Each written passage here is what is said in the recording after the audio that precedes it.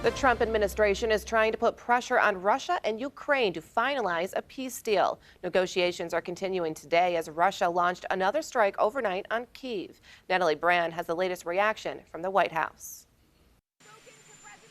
As President Trump left the White House headed for Rome, he described talks between Russia and Ukraine as fragile but coming along. We're going to try and get out of war so that we can save 5,000 people a week. I think we're pretty close.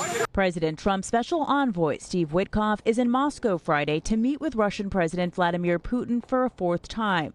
It comes as Ukraine says Russia fired more than 100 drones overnight, killing multiple people. An elderly woman and child are reported to be among the victims.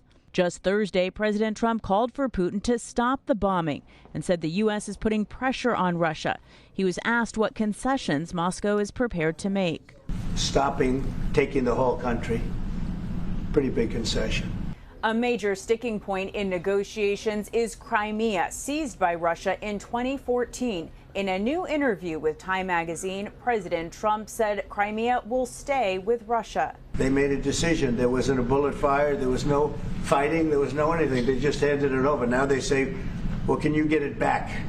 I think that's going to be a very difficult thing to do. Russian Foreign Minister Sergei Lavrov spoke to CBS News Face the Nation moderator Margaret Brennan about the negotiations. We are really polite people, and unlike some others, we never discuss in public what is being discussed in negotiations. Otherwise, negotiations are not serious. Ukraine's President Volodymyr Zelensky has said his country will not recognize Russian control of Crimea.